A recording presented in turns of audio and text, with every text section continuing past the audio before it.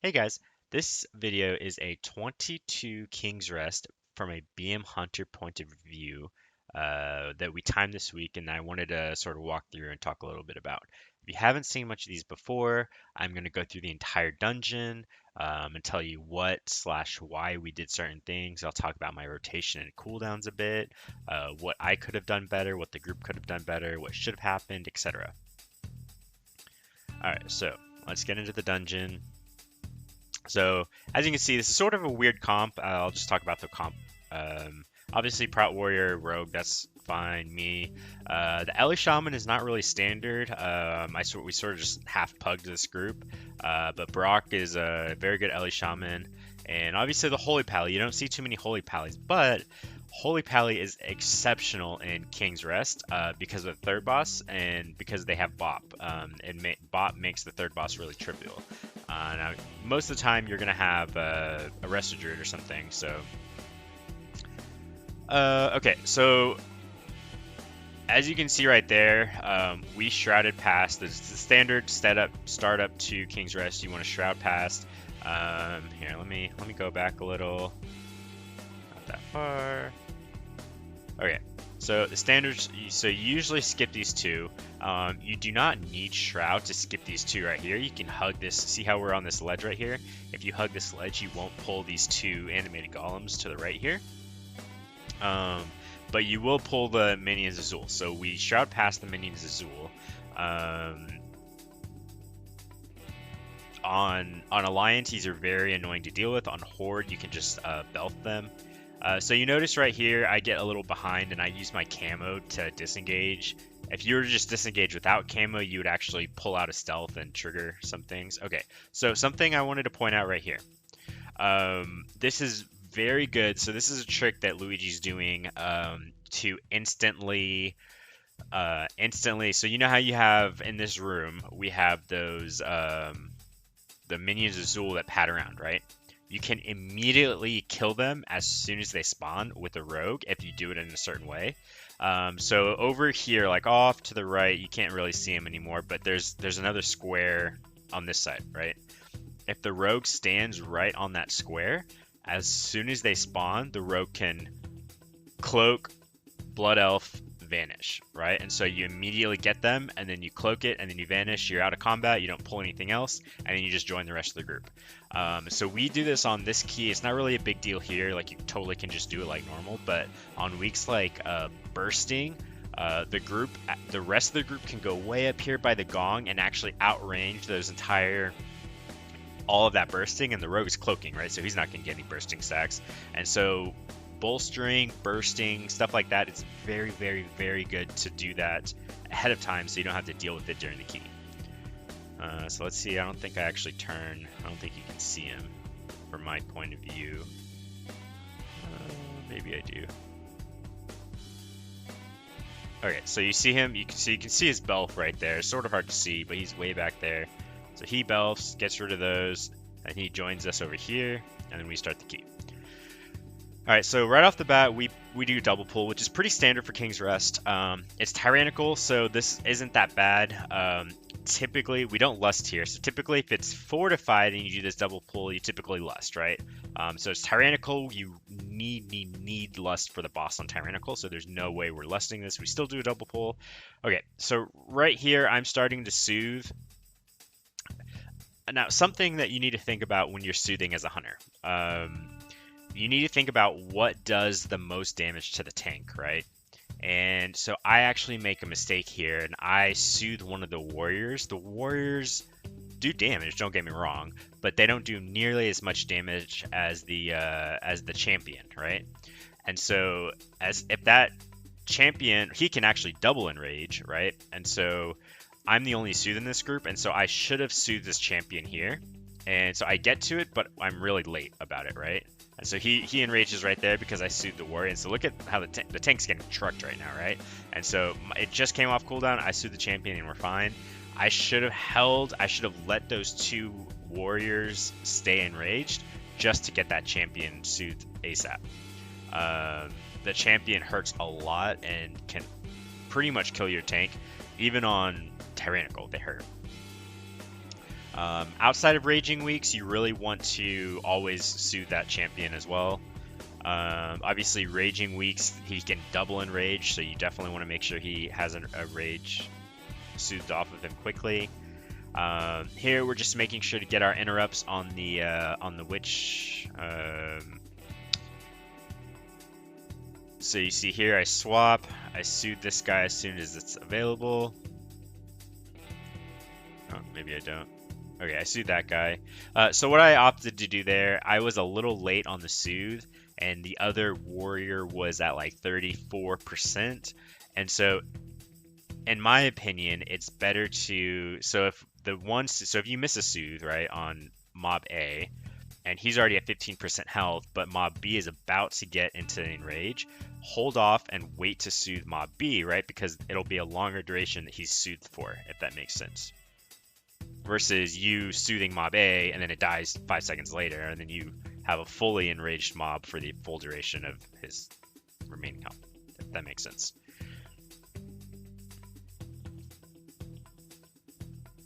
Okay, so I wanted to talk a little bit about my cooldowns, my opener, and stuff like that. So right there, I had everything available, right? So let me scoot back a little. Let's see. Oh, that was too much. Okay. Okay.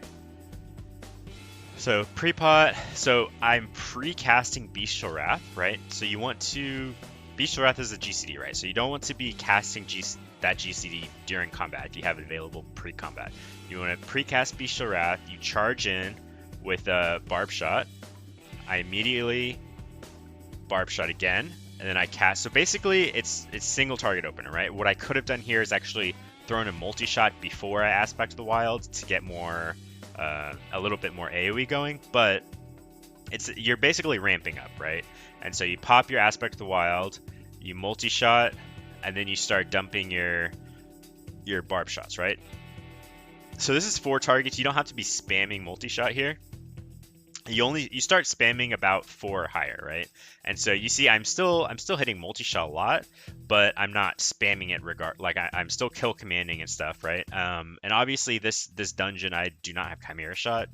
You would be using Chimera Shot at 4 targets still, or you always use Chimera Shot, but I actually went with the pack for a little bit more single target, and I went a DoD build, which I can talk about in a little bit here. Okay, so I'm actually a little late on soothing that champion, so I should have soothed it. Okay, so right here, you see that so obviously there's a shield, right? Something I want to talk about the shield. These shields half affect us, right? And so our pet always attacks from behind the target, and since the guy is shielding in front of him, our pet always goes behind him. And so things like kill command, like your pet's auto attack and stuff like that will still attack the champion regardless of where his shield is, right? Things like Chimera Shot, Barb Shot, your Cobra Shot, if you're attacking the champion, will get deflected. And so it's still worth to go behind the champion like I'm doing here, right? So now I'm not getting anything deflected. But with that being said, if it's like super out of position, you're not losing all your damage, and it's not all getting deflected because of the way our pet works, right? Alright, so just make sure to get the soothes out. It's really rough being the only soothe in the group. Usually you have like a Researcher to help soothe and coordinate soothes and stuff like that. Okay, so something we're doing here, the reason we're sort of dragging it around is we're going to do Reaping with the boss, right? We're going to Reaping, boss, lust, and just pop off and do everything, right? Generally, this is a very dangerous boss to do Reaping with, but we're doing a 22 and we knew we had to be super ballsy to time this. And so we're doing the Reaping with the boss to make up probably about a minute of time. Very dangerous. Typically don't recommend it. There's a lot of super sketch shadow smashes in this room. We actually perform very well and like don't die or anything. Okay, so Reaping spawns. Oh, what I was gonna say. The reason we're kiting the mobs over is because we're trying to group Reaping up, right? Because Reaping spawns where the corpses are, and so we're trying to make it all spawn relatively close together. All right, so we group it up. The boss flies in. I'm sort of saving Aspect of the Wild a little till I ramp up a little. There we go. Boss comes in, we lust, we pop off.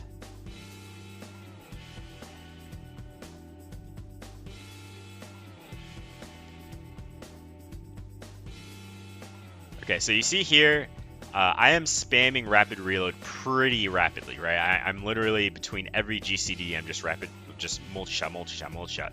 Obviously, reaping plus the boss, you want to spam as much as possible because as you see here, I'm about to get another Aspect of the Wild inside of Lust, which is huge, right? That's a lot of single target damage.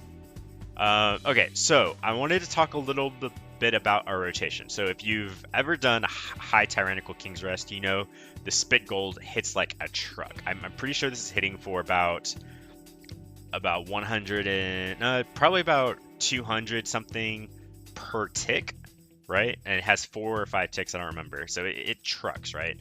And so generally the way you want to go about this boss is you typically want to... So healer's going to have cooldowns, right? So we have Holy Pally, he has wings right off the bat, plus Lust, right?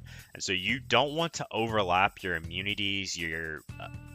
however you are able to avoid Spit Gold or reduce Spit Gold, you don't want to overlap it with their cooldowns, right? So he has wings going plus Lust. He actually told us, hey, don't use any immunities or cooldowns until my wings are over, right? Because he can easily top you off. So whoever gets Spit Gold, he's just chunking heals into us, right? And so you notice that I don't use any cooldowns. I think I might have used Survival of the Fittest. I can't remember, but I didn't use any major cooldowns, right?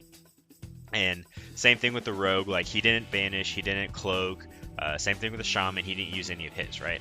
And so as soon as his wings are over, then we start cycling the cooldowns because he doesn't have as much, right? And then later on in the fight, when his wings come back up, he says, hey, don't use any cooldowns, I got wings up, you know? So you have to have this real, like, super good coordination for a boss like this. The other thing here is that obviously these animated golds, our Ellie Shaman is actually killing them for the most part right here. You have Binding Shot, so you can throw Binding Shot down. Most of the time, Wrestlers have like Master Root, where you can Master Root them, not really do anything. So you can see right there, I use my Exhilaration to help heal. Like this boss is literally just about survival. Like, yes, it's about damage to an extent. Like you don't want to be doing no damage. But it's literally about surviving and rotating cooldowns and properly placing the globules, whatever they're called.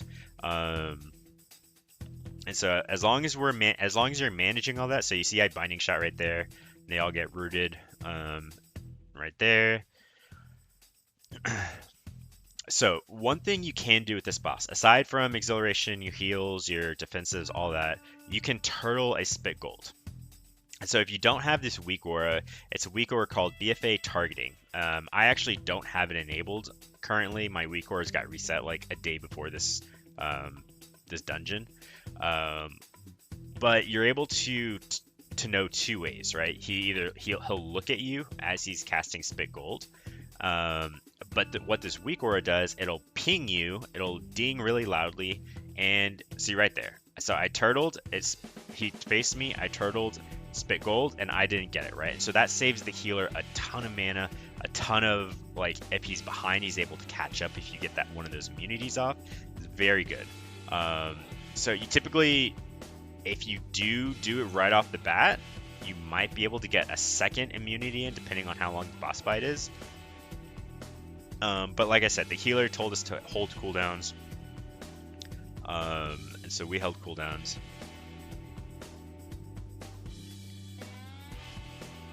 Okay, so I actually dropped this in a really bad spot. I'm just trying to dodge Volcanic and survive and DPS, and I put Pega this and just drop it right there.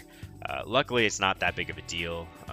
You know, we're killing the blobs and everything, and I have Binding Shot coming back up, or it is up right now. I think I Binding Shot these next ads. But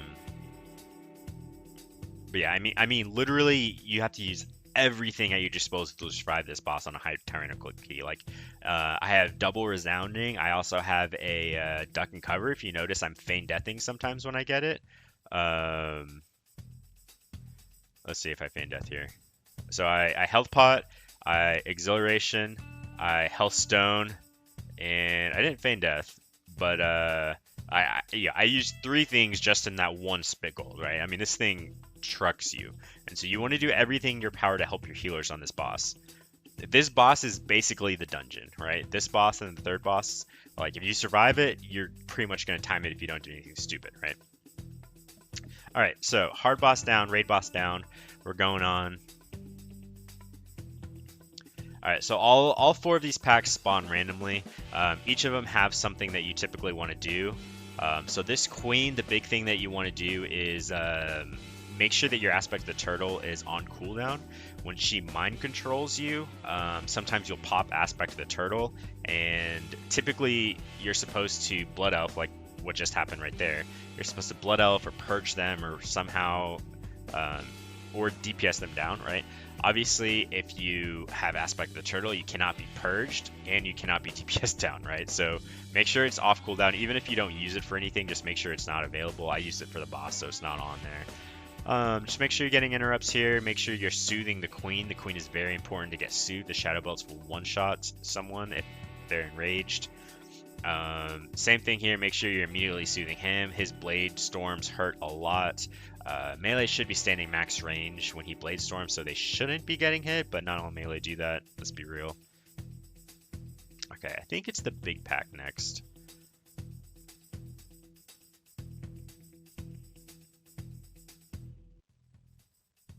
Alright, big pack, big boys. So something you can do here, you can binding shot them. I don't know if you want to binding shot them, because when they dash, so they like do a little purple thing and they dash out like this, they'll stay there for 8 seconds, right? And if they're there, they won't be being AoE down. So you don't really want to do that for like bolstering or stuff like that. If your tank really needs the help, it prevents a lot of damage from going on them, obviously, but it's not always needed. Be sure to soothe the king ASAP here. The king hurts a lot. Honestly, all of these mobs hurt. This group hurts the tank a lot, especially on like necrotic or something like that. Let's see. I think it's the raptor pack next. Yep.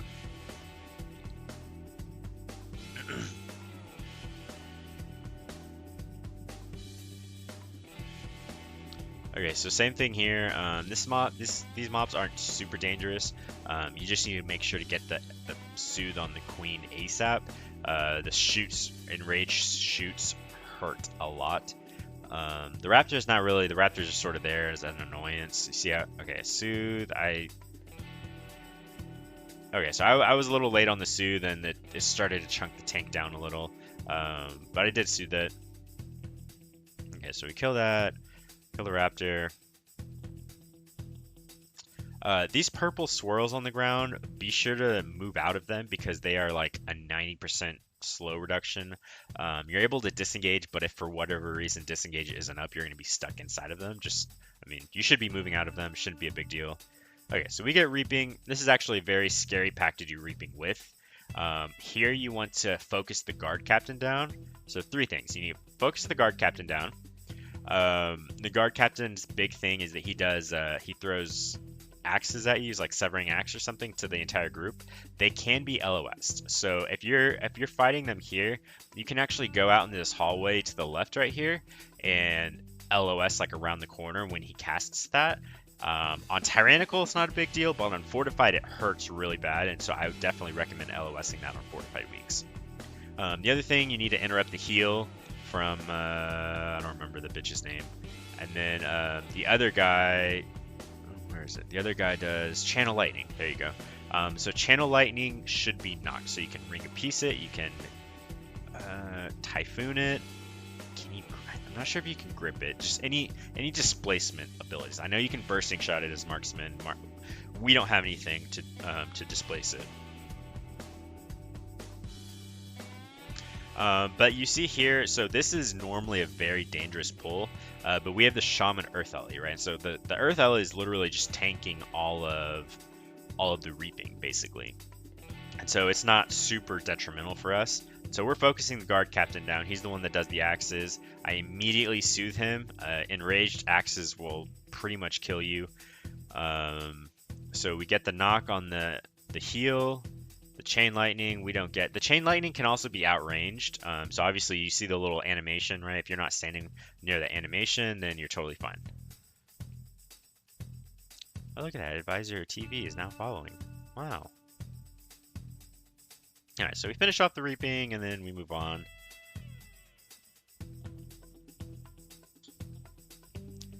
Make sure you get his soothe with the lightning. The lightning can hurt melee pretty bad.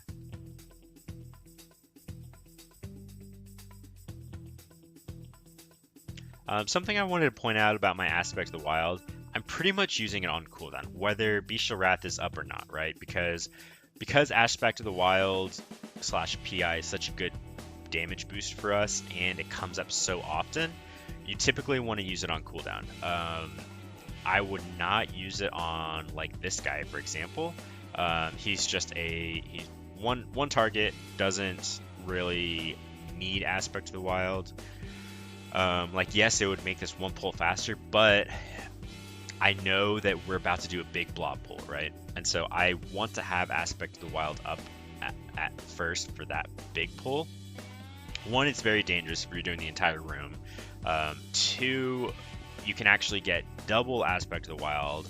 And so you're probably wondering, like, hey, why don't you just use it here and then you'll just get it reset because there's so many mobs in the blob pool, right? Well, you could do that, but you're going to do a lot less damage the way your cooldowns and stuff line up. Like, you want to be, like, on the blob pool, you want to open up with Bestial Wrath, Aspect of the Wild, Potion, and everything like that, right? And so if you use it here and it's on cooldown, you would open up with what? Bestial Wrath and Potion, and then you multi-shot, then you'd get Aspect of the Wild.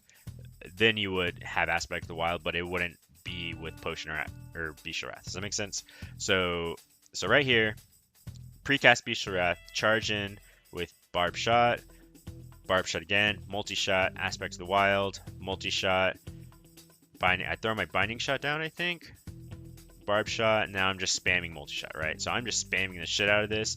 Look, I have Aspect of the Wild back again, cast Barb Shot, I use my Aspect of the Wild again, so boom, boom, boom. It's okay to overlap Aspect of the Wilds. I probably should have held my second Aspect of the Wild there, just because it was so close to dying. I didn't think it would die that quick, honestly. That's why I used it. So I probably should have used it there, and I probably should have held it there, rather. On the flip side, because I used it and I got a couple multi-shots off with that many mobs, I got about a minute off of it, and so it wasn't a total waste. I didn't use a good portion of it, but I got that like 50% reduction off of it, right? And so it's like 50-50. It probably would have been better if I would have used it on these guys, but it's like, you know, 6 or half a dozen, right? It doesn't matter too much here. The big thing here is you really want your cooldowns, Aspect of the Wild, and stuff to be available for this next pull, right? Because if you look at the reaping, we're going to kill these at the exact same time right here. Wait, something I wanted to interject about. So we actually messed this part up. So what you're supposed to do when you pull both these golems, right? You're supposed to pull one, and then you wait until you wait about 10 to 15 seconds before you pull the other one. So if you pull them too close together, the entombs are synced up, and it can actually bug out the entomb. And so if you send person A in and person B in right after, it can actually bug out, and you can't get person B out for a while. So you want to stagger when you pull them, right? So we actually pull them too close together, and so you see we're actually sort of just like messing around, like who goes in what entomb.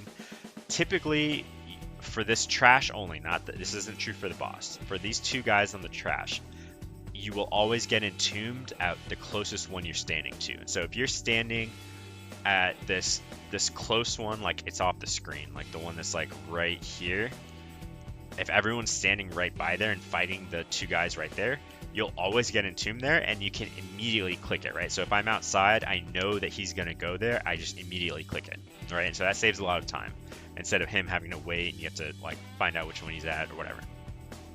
The other thing here is that we're spawning reaping. So you can see this little weak ore, right? So after this pull, we're going to have 64%. Right now we have 58.9%, right? So if we were to kill one of these, we would spawn reaping. What we want to do is kill them both at the same time and do reaping with the boss, right? And so you see, we look at this at 10% HP. We're like, oh shit, let's target the big one, the healthy one, right? And so we all full single target this this big one. So I use my crows. I probably should have held my crows there, honestly, because I could have easily gotten a reset here. So you see right here, it sort of bugged out a little. That's what I was talking about earlier because it's too synced up.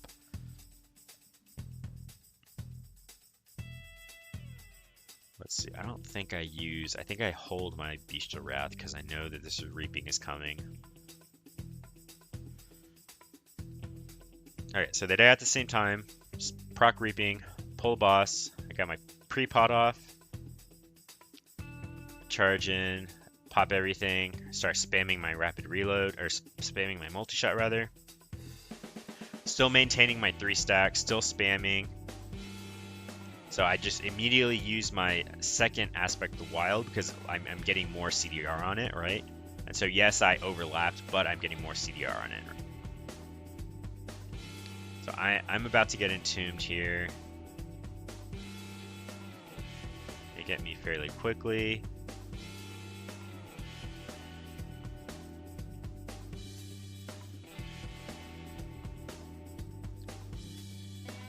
Okay, so the other thing I want to talk about with this boss is how you bait on this boss. So a lot of people mess this boss up, and it's especially important on Tyrannical. On Fortified, it's not that big a deal because the fight's not that long. But on a 22 Tyrannical, this fight lasts forever, right? So you've got to have very good organization of where you drop the fire. You see how we're dropping the fire along the edge right there? You ideally do not want to drop fire smack dab in the middle, right? Because you're going to eventually cut off your way to get to the tombs. And so you want to drop it on the edge and then move over to the other edge, drop it on the edge. And then by that time, the stuff on the other edge will have disappeared, right? And so you just want to keep doing the edges. You don't want to do anything in the middle, ideally. Oh, did I skip? I think I skipped something. The other thing I'm doing here, if you look at the positioning of my pet, so your pet's Beast Cleave has a radius, right? And so if you notice back there, the mobs and the boss were spread out a little. I was actually attacking a reaping with Beast Cleave because you want your pet to be centered amongst the mobs, right? Like if you have mobs over here and mobs over here, and you're attacking over here and your pet's over here, you're not beast cleaving the mobs over here, right? So you want to actually be attacking, you want your pet to be centralized in the mobs because the beast cleave is a radius around your pet, right? And so just try and centralize your pet at all times and just be cognizant of that. The other thing here, if you don't know, you can feign death, drain fluids. Anything that targets you, you can pretty much feign death. Drain fluids hurts like a bitch on Tyrannical. So you want to, assuming your tank's not in a really bad spot, right? Because if you feign death, drain fluids, that's more damage the tank is going to take because instead of channeling drain fluids, he's going to be meleeing the tank, right? So make sure the tank is fairly healthy and can survive. So right here, I say, hey, can I feign death? And he says, yeah, I feign death, right? And that cancels. So as you see, we're sort of baiting it along the edge. We're just moving along. This boss takes freaking forever to kill.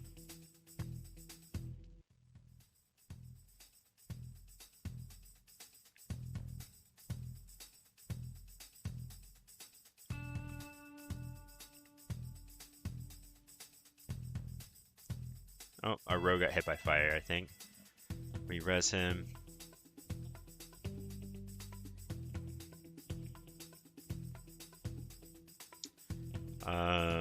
The other thing I wanted to point out, make sure you're using Spiritman. If you have it on autocast, take it off of autocast right now. You want to be using Spearmint as much as possible to help heal you, help heal tanks, other low party members. Like if you go back to the first boss, I was using Spearmint to help people that needed help on Spit Gold. And so it's a really invaluable heal, especially like I can't tell you how many lives I've saved from a Spearmint. So again, I double check with the tank, make sure I can feign death this, feign death. So just keep baiting, keep doing the boss. Boss is pretty simple once you get through the reaping. But the reaping is pretty easy to do with this boss. Like he doesn't really do that much aside from the entomb. Alright, so now is the fun hallway. So this is the hallway that most people grief. And so I just wanted to talk about it in pretty big detail here. Alright, so right off the bat, you have 2 casters and a berserker, right? The casters, despite what most people think, the berserkers do wreck the tank, but it's actually the casters that hurt more, right? If you're not interrupting the casters, they obliterate the tank, and the dot does hurt the tank, but it's only every 15 seconds or so. Whereas these casts, they're just getting shadow bolted, they hurt. So right off the bat, you see the warrior goes in and we sort of stay back a little. The warrior, so something warriors can do, they have spell reflect. As soon as you engage these mobs, both priestesses immediately cast a shadow bolt on their first target, and so you can charge in with spell reflect and get double shadow bolts, and both of them will be reflected at the same time, right? Because the way spell reflect works is that if whichever one hits first, that's the spell that's reflected, right? But they both hit at the same time, both of them get reflected. And so you see right there, both of them. So I interrupt the second one, and so we're actually targeting the priest here, right? So you see us killing the priest. We're sort of semi-ignoring the berserker. Something that is very, very, very helpful to tanks. Our pet can soak the bleed. And so the way, whoever he attacks, he always attacks the tank first, and if the tank is not in range, he attacks the closest target, right? So right there you saw, so let me go, okay. So the tank can bait it on our pet if he needs to. So you have to make sure to keep your pet on the berserker, right? So it's on the tank, so he has aggro on the tank. So the tank walks away, right? So you can see the tank's standing over here now. So he is not in range. The pet is the closest thing in range, and look, he turns and swipes my pet, right? And so this dot wrecks our pets, and without exhilaration will 100% kill your pet. So it's just something you have to be aware about. You cannot heal through it unless your healer is healing. So my healer is actually healing my pet, I was actually amazed that he was healing it. But he healed it, my pet survived, I was able to soothe that berserker right away. So these healing totems, they can be outranged. You don't have to kill them. Like obviously if you're in a group of mobs, you want to kill it, but you see we sort of just outrange it. We don't even like mess with it really. So we're just killing make sure we're killing the casters first, right? Because the casters hurt the most. So we kill the caster, then we deal with the berserker. The berserker can be like stunned, knocked, binding shotted, stuff like that. Like there are plenty of ways to deal with the berserker, despite what most people think. So get the soothe off pretty quickly there. Let's see. All right, so we go in, we kill this Beastmaster. So the Beastmaster is pretty deadly if you don't know how to deal with it properly. So he does two casts. He does a Poison Barrage, which he's doing right now. So he'll charge up and do a conal poison towards whoever he's targeting. If he targets you, you want to move away from the group, right? You don't want the entire group to get hit by the cone. So sort of like move and put your back towards the wall or something. 2, hunters can feign death to Poison Barrage. Now, it doesn't help a whole lot, but if you wait towards the end of the channel, you can feign death. And he'll either recast it or cast a different ability, depending on where he is in his cycle of abilities. But especially if he's like about to die or something like that, you can just feign death it and just like not even get that poison off. The poison can be dispelled, so it's not a big deal for some healers. But yeah, the other thing that Beastmasters do is they do I don't remember what the ability is called. It's a something arrow. It knocks you back really far, right? So here it doesn't matter, but there's another Beastmaster down on the bridge. You need to be aware where your back is pointing because you can 100% get knocked off the bridge. So just be aware. Soothing these raptors. These raptors don't really do anything. They're just sort of a nuisance. All right, so what we're doing here. So I thought that he wanted me to trap the Beastmaster. He actually wanted me to trap one of the casters. So I go sort of wait for the brute.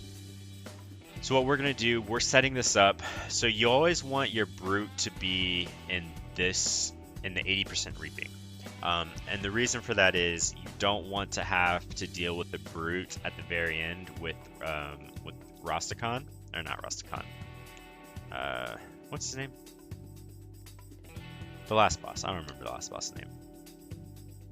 So ideally you want to pull the boss, you want to pull him here, and you want to be AoEing the brute with the other trash, right? And so again, one of the premises of reaping is that you always want to do reaping with some sort of mob, whether it's a boss or whether it's some trash mobs to get some out of the way, right? Because reaping by itself is not really trivial, and if you're doing every reaping by itself, it takes way too much time. So what we do here is this, so we spawn reaping, right? And we CC, so I'm CCing the Witch Doctor and we're pulling the Berserker and the Priest, right? And so the Priest plus the Berserker plus the Witch Doctor is very dangerous to do with reaping because there's so many casts plus the Berserker. And so generally you're going to want to either CC the Witch Doctor or the Berserker, one or the other to deal with. And you're going to pull both of them in. So you see there, I'm actually pegging right now, not line of sighting, but they're line of sighting the Priest and everything in. So I binding shot, they get close enough. Okay, so you see we're doing the 2 with reaping here. There's a lot of casters going off, so this is a very dangerous reaping. So I'm actually being very bad right now. My pet, so I'm AoEing and my pet is not central, right? So I should be attacking this guy right here. In terms of optimal damage, because right now I'm beast cleaving and my beast cleave radius is only hitting this, right? Like I'm not touching these casters right here. The reason I'm doing this is because I'm on the priest and I need to immediately, I'm the only soothe, so I need to immediately soothe that priest so that the tank doesn't get wrecked by shadow bolts, right? So he goes there, boom, I soothe it. He's getting obliterated, so it wasn't even that big of a deal. The other thing that just happened, if you saw, my pet soaked the let me double check. I'm pretty sure that's what happened. Yeah, so right here. So the Berserker dashes to my pet and he strikes my pet. Or I think the tank might have brought him over here or something on purpose, but he goes and strikes my pet, right?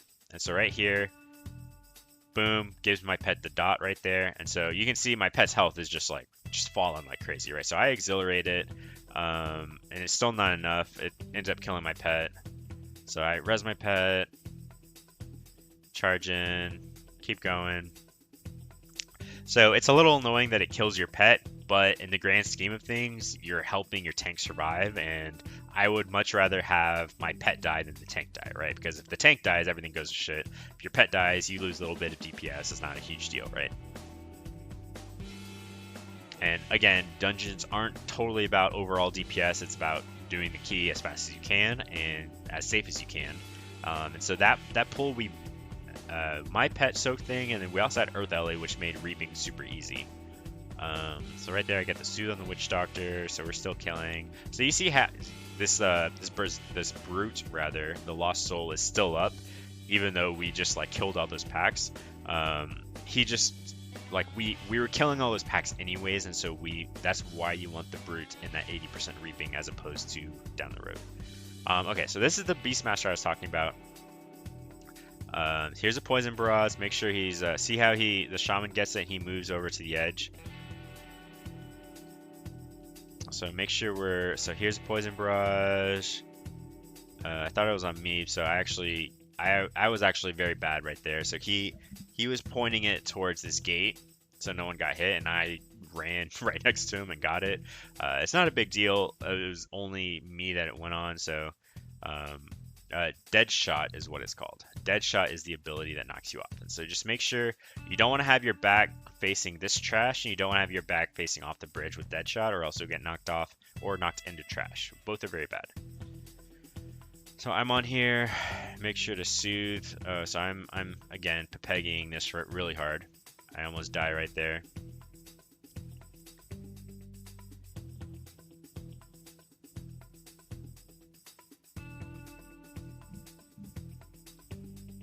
Alright, so we lose our rogue here. It's not the end of the world, obviously. This isn't like a huge trash pull. There's not reaping right after or anything like that. So we're safe for the most part. It's really not that big of a deal. Okay, so we get him, we res him up, and then we are shrouding this 5-pack. This 5-pack isn't that bad. It's just a waste of time. We don't need the percent, right? Like, the route that we did, you don't need the percent. So all we're going to do, we're shrouding this. We're going to kill the berserkers, and that's the rest of the count that we need. Okay, so we have lust available, so we actually shroud past the berserkers. If you did not have lust available, you could do the berserkers and then do the boss. But we have lust available. We want to use it ASAP because we have, you know, what, 15 minutes left, so we're going to get another lust if we use lust here, right? So right off the bat, we go lust. So you'll notice that I don't have Aspect of the Wild up right away. And so I'm actually holding my crows and stuff for that Aspect of the Wild to line up. Okay, so something here that's really, really crucial. Okay, so this Severing Axe right here, this is the entire fight. If you can survive this boss and the Severing Axes, the rest of this boss is a joke. This debuff does a shitload of damage. It's basically Spit Gold 2.0. You just need to survive it. There is the weak ore that I was talking about earlier. BFA targeting weak ores will ping you and tell you when he's targeting you, but it's a little weird. It'll target the tank first, and I don't have it on. Again, I don't have the weak ore right now, so I can't show you what it looks like. But it'll target the tank first, and the tank's name will appear, and then like half a second later, your name or whoever's name he's targeting will appear, but you won't have enough reaction time between the name and when you get hit by it. And so you have to actually spread out, and you have to look at the boss model. He will look at, like, before he targets the tank, he will look at whoever he's going to throw the Severing Axe to. So I'm the first one here that gets hit by this, and so I mess up really badly. So see right here, he's looking directly at me, and I don't have the targeting macro, and I was really slow, so I should have turtled this. Boom, it gets hit on me. So I should have turtled that. Turtling it would have 100% negated it. It would have saved the healer a ton of healing. So you can see this is a 20-second debuff, and I am like healing my life out. I Spirit Mended. I think I did turtle for a little bit, but I was late. I feigned death. I used potion. I used health stone. I use exhilaration. Like I'm literally using everything at my disposal, right? And so he heals it off of me. We're good. Okay, so the reason Holy Pallies make this fight a joke, you can bop the Severing Axes. And so the first, I think 2 of them went on the Shaman, and Ellesmere just bops it away. And so it doesn't matter. You don't have to pre-bop it or whatever. Like, he just gets it, boom, bop, it's gone, right? And so that's why this fight is a joke with a Holy Pally. Normally, you would have to rely on a bunch of people can do it, like Demon Hunters can Blade Dance it, Rogues can Riposte, or I want to say they can Banish it. Like you can do, like monks can, like, you know, Touch of Karma, like shit like that. Like there's a bunch of different things that can, like, essentially ignore it or completely ignore it. Normally you would have to you'd have to you'd have to do that. But since we have the Paladin, it makes it very essential, right? So normally it's very RNG, not with Paladin. Okay, this boss is pretty straightforward. He's more of a tank boss, but there's something that you can do to help the tanks, right? So normally all he does is barrel through, and then he does a debuff on the tank, and he chases the tank, right? So normally, I don't have it available right now, but if you feign death at the end of this cast, so you see how it's like a 10-second long cast, right? Like it's a pretty long cast. So you want to wait till about a second left, and right now you want to feign death it. And so what this does is, one, it recasts onto someone else, which in and of itself is like, okay, like it wastes a lot of time that he's not meleeing the tank and stuff like that, right? Because it's 2 10-second long casts instead of 1 10-second long casts. But the other thing it does is it desyncs the tank's debuff. And so what happens is, the way it works is that normally, so right there, debilitating backhand, it'll put the debuff on the tank, and then he charges you, right? And so if he reaches you while he's charging, he does a shitload of damage. When you desync it, he will charge you and then put the debuff on you, so that it doesn't matter that much, you know?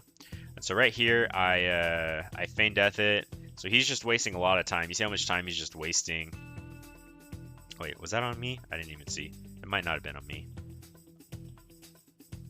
I think it was on me. Yeah, it's on me. So I feign death it. So retargets, yeah. So he just wastes a bunch of time. Just do. The desync thing that happens doesn't always happen. It sort of depends when you get in the fight. So right now, like this time, it didn't happen at all. The other thing you see us doing right now is that you can ping pong with tanks. So if you have a class that can taunt, which usually you do, you have Druid or Pally or Demon Hunter, you know, whatever.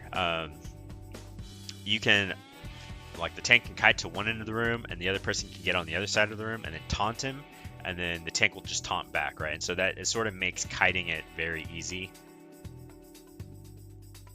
So he just got taunted again. So you see how he's just like running around. They don't really like to kite very much. It's just ping ponging back and forth. But yeah, I mean, this boss is pretty simple. It just takes a while.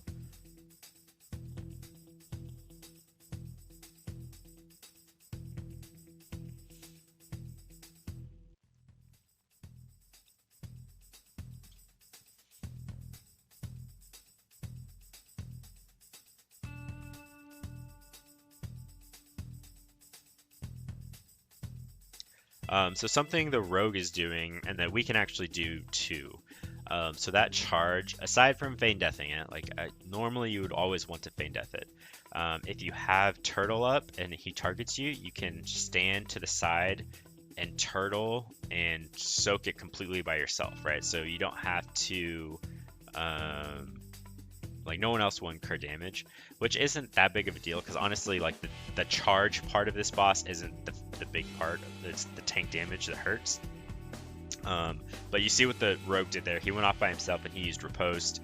He totally soaked it by himself, and so no one had to move or anything like that. But we can also do that with turtle. Demon Hunters can do that with Blade Dance. There's a bunch of other classes that can also do that. Any immunity class. Alright, last of the 3 bosses. So the big thing that you want to interrupt here is Poison Nova. So you always want to assign, so like I'm usually the person on it because Poison Nova is a very long cast and our cast timer is fine. Our long 24-second cast or interrupt timer, wow, can get all of the poisons. So typically you always want to be interrupting as many lightning bolts as possible because those hurt the tank. Okay, so you did totems there. The priority is always explosive, 100%. Like as soon as the totem spawn, you have your head on a swivel, look for that explosive totem, and everyone charges to it. The second worst is the earth wall totem, which is in the back, which I'm actually not attacking right here. Okay, a couple things I wanted to talk about. You always kill explosive, then earth wall, and then the other 2 is just sort of whatever. If you have a caster in your group, like we had an Ellie Shaman, you want to kill the torrent totem and then the other totem. Those are very like not very important. But what should be happening is you kill explosive, kill the earth wall, and then you can sort of move the boss onto the other totems so that you can just sort of cleave those down. Those aren't really that big. So once you kill the chargy dude, he comes back through the other bosses, right? And so exactly how we were feign deathing earlier, you can feign death this one. So something that I do not do. So I get this, I feign death. So okay, right there. Look at how I feign death it. I cancel my animation too early, and I fuck this up. So you cannot cancel your animation too early when you're feign deathing some things, like this boss, for example. So right there, cancel. So I don't go all the way down, right? Like I fall halfway and then I stand back and keep DPSing. You have to go all the way down, sit there for like half a second, and then come back up, and you'll totally ignore this. And so I actually almost fucked this up because I noticed the last second that he didn't disappear, and so I run into the group. Luckily, no one died or anything like that, but that could have been really bad because he would have still charged me. I would have been by myself, and I would have gotten one shot. So just be very careful and just be ready to get back in the group in case it doesn't work. Also turtle, like you can just use turtle, exact same thing you did on the other boss, right? So call the elements, totems come out. We look for the explosive immediately. I find it, it's right next to me. Boom, boom, boom, kill everything. So I'm in charge of the poison nova. So my pet's being a retard right now, but so they're over there killing the stone wall totem, earth wall totem, and I'm just sort of killing these other totems. So you see, so we sort of leave this thundering totem up. So we sort of drag the boss over there, and we're gonna start cleaving this down. Poison Nova, ideally you want to wait to the last second to get Poison Nova, because obviously it's a very long cast. The longer he's casting, the less lightning bolts and shit he's doing, and so it saves the tank a little bit of damage. It also prolongs, if you wait the Poison Nova cast, that also prolongs the totem phase, and so ideally you want to wait to cast to interrupt those. All right, so we're going back, killing these two berserkers. These two berserkers are pretty deadly for the tank, and so you see right now I'm a bad BM Hunter and don't have taunt on my bars, but you can again taunt. You can actually taunt the berserkers and soak all of the bleeds for them. So you see how my pet's getting probably one of the two every time, right? And so my pet just literally just keeps dying. So it just got another one, just keeps dying. But I mean, the tank's doing it on purpose, right? Like he's trying to survive. And so I'm purposefully taunting these guys so that my pet can soak this.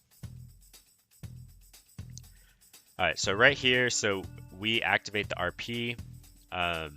You can go in this little corner. So normally when you come back, I don't know why this is still in the game, but as soon as you cross this barrier, RP enters. And so sometimes you can get fucked, like if you're trying to shroud or something, like and you're going RP, maybe your computer's really slow, like you'll get out of shroud, you'll accidentally pull this pack. And so you can go into this corner right here and immediately trigger the RP without pulling any of these mobs. You don't have to be stealth to do it. So everyone should, in your group, just go into this corner, trigger the RP, and then you shroud and skip, right? So that's what we do. So we go. So I revived my pet because my pet had died.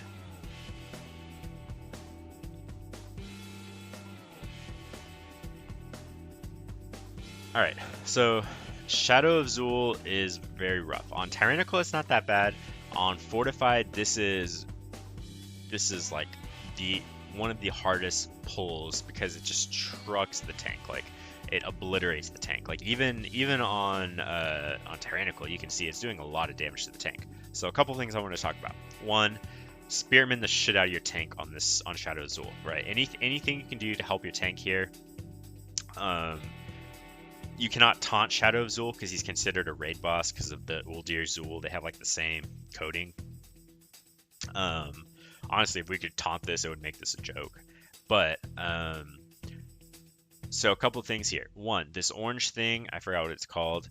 It does a decent amount of damage, and it does fall-off damage, so you want to run it out. The ad that spawns from it, there's a minion of Zul that spawns from it. Our pets can dispel it, so you want to charge into it and then immediately dispel it. It can be a little weird because the minion of Zool is running this way, and if you charge in this way, like your pet will be behind, and it'll just like keep chasing the minion, right? And your pet has to be within melee range to purge it. So sometimes it'll like just not work out. So sometimes it's better to just stun it, binding shot the minion or whatever, just so your pet can get into range to purge it. We have a Shaman, so I don't bother with it because Shamans can easily just do it like that. Demon Hunters, you know, other classes can do it. The other thing is that there's a purple circle that spawned back here, right? Everyone thinks, like I run with pugs and stuff like that, everyone and their mom thinks that you have to stand in it or else it does damage. You do not ever want to stand in it unless it's in a really, really, really bad spot. Like if it's right under the Shadow Zool, then you can stand in it.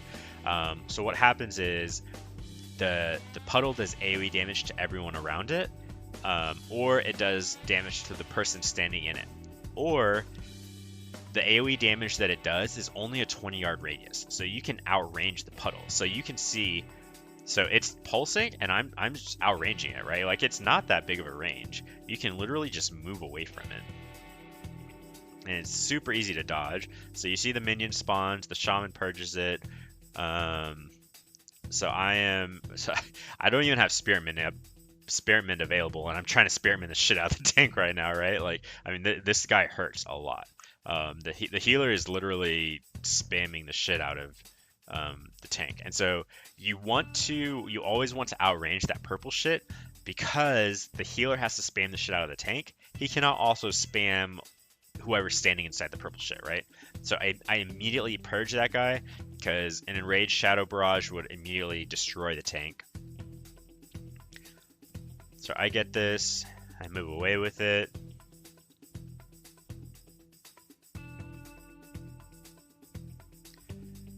So I pop my my 20% DR just to be safe. I Spearmint him again. Alright, so we're good. We procced Reaping there, and so if you look at our timer, even on Tyrannical, the last boss takes about 5 minutes, plus or minus, right? And so we look at our timer and we're like, oh, we have enough time, like we don't want to risk. Normally you would do Reaping with the boss here. Normally you would just LOS the Reaping around the fence in the boss room, pull the boss into the Reaping, and then Lust and, you know, whatever. We actually decided to play it super safe here. We do Reaping by itself, so I think we still LOS around the pillar right here. Yeah, so we LOS right here. Make sure it's sort of grouped up a little. So I'm backing up to start the boss RP, right? So we both do that actually. But yeah, so we're killing this Reaping right here. See how we started the boss RP, just walked in. And so I do not want to use Aspect the Wild here, although I would probably get a huge chunk of reduction off of it. The boss is the big thing right here, right? And so I actually think going into this pull, I think that we were going to try and Lust right on pull. But then they say that they want to hold Lust for the second Raptor, which is fine. And so I think that's why I don't Aspect the Wild. You probably could have Aspect the Wild. I probably could have Aspected of the Wild. I don't know how you say past tense. And it would have been back up, but yeah, so I use all my cooldowns here because this is such a long boss fight. By the time we get to the second Raptor, I'm pretty much going to have Aspect of the Wild back up.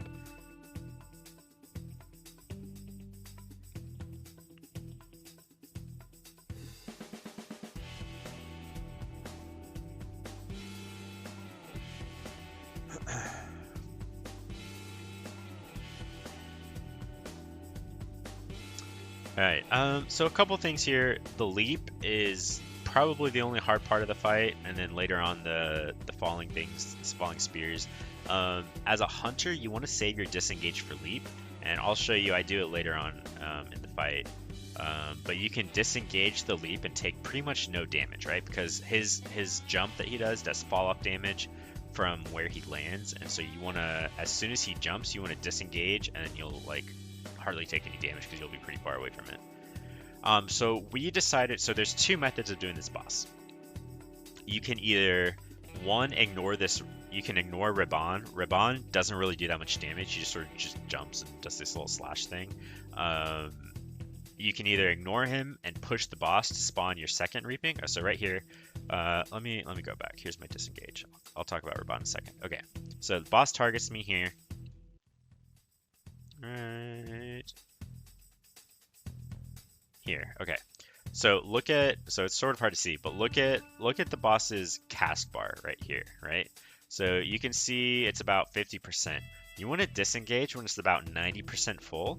So he'll mark your target, right? So he'll already be leaping at that target that you're currently in, but you'll be mid disengage. So that by the time he lands, by the time you land, you'll be 10 to 15 yards away, right? So boom, see, I jump, I disengage at like 90%, disengage, boom, he lands right there, and I take hardly any damage, right? And so that was really unlucky that he leaped so far away from me. It really fucked my melee, but okay, back to Raban. You can ignore Raban and just push King Dazar, because his second raptor spawns at 60% HP, right? So if you push him, you can have both raptors up at the same time. We were totally safe on time, and that it's a little bit more dangerous to do that method because you can have the second raptor fears, right? So you'll have both raptors up. You can totally get feared into the slash that the first raptor is doing, which is very bad, and you'll probably die if that happens. It actually happened to us in earlier pull. And so ideally you want to, we opted to kill the raptor before the second raptor spawned. Okay, so second raptor spawns. So this guy, so King Dazar takes 0 damage while his second raptor is up, but dealing damage to the raptor also does damage to Dazar, right? So you want to target, wait, I'm sorry, I said that backwards. Dazar takes 0 damage while the raptor is up. The raptor takes all of the damage that Dazar would have taken, right? And so you want to be targeting the raptor and cleave on Dazar, so you're dealing double damage. So the thing that's dangerous here is the fear, right? And so we have a couple different ways of dealing with it. We have a Shaman in our group, so we have Trimmer Totem. So we Trimmer the first one. So, where is it? Fear, Trimmer, boom, we get out of it pretty quickly. You can also turtle the fear. So if you turtle right before the fear, you won't get feared at all. And so I actually don't even end up needing it. We kill it so quickly because of lust and stuff. Alright, so now this is literally just a patchwork fight. We have the spears to deal with, but the spears aren't like a huge part of the deal. I mean, if you do it right, they're not a huge deal. The reason it's pretty easy to ignore the spears, you can tank. Okay, so the reason we're tanking him over here as opposed to like somewhere else in the room is because the spears always spawn in 2 patterns. There's one pattern that spawns right here and literally just goes clockwise around the room, and there's another pattern that spawns where he is, it spawns like this, and then it spawns like this, and then it spawns like this, and it spawns like this, right? And so the one that goes like this, you can't really dodge, you just have to move back and forth. The one that goes around the room, the reason it spawns here, right? And so if you're on the back side of it, you literally can just totally ignore it. And so I'll show you, we do that here in a second. Impaling spears. Okay, so this is the one that goes like this, right? And so the dangerous part about this is that leap that he does, you don't have very much room to move out of it. And so if you're all in one little pie slice and he leaps someone in the pie slice like he just did right there, it's really hard to get out of it, and you might take some damage. But if you're smart and you're able to move out of it, it's not that big a deal. Okay, so this is the second pattern. It starts right there. See how we're already on the right side of it, and it just goes that way. See how it just goes clockwise, and we just totally ignore it.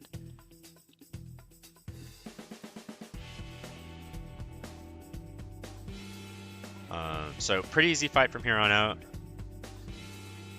We have plenty of time.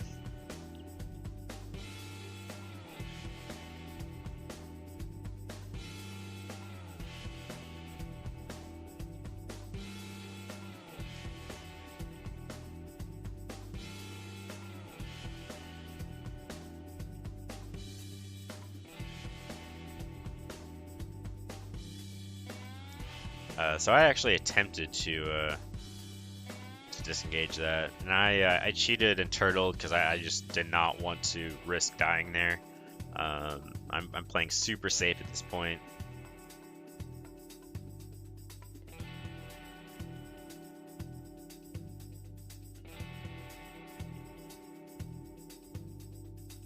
And that's pretty much the boss. Boom. There we go. And I actually get huge loot from this too. I got a, look at 415 plumage that you can't see because of my little donation thing, but it is a 415 plumage. There we go. But yeah, so this was a 22 King's Rest. This was World 13, I want to say at the time. It was pretty up there. I think it was like US 6th or something like that. It was one of the best runs in the world. But yeah, there you go. 22 King's Rest from BM Hunter point of view, Volcanic, Raging, and Tyrannical. If you like some more of these dungeons, I'm trying to do one of every dungeon, so hopefully I'll have them coming out in the near future. Check out my Mythic Plus guide on Wowhead. Check out my Twitch. I stream keys pretty regularly. If you're interested, I do Mythic Plus carries and stuff like that, so hit me up about that. I do coaching. Come hang out in my Discord. Always welcome to come hang out. Thanks for watching, guys.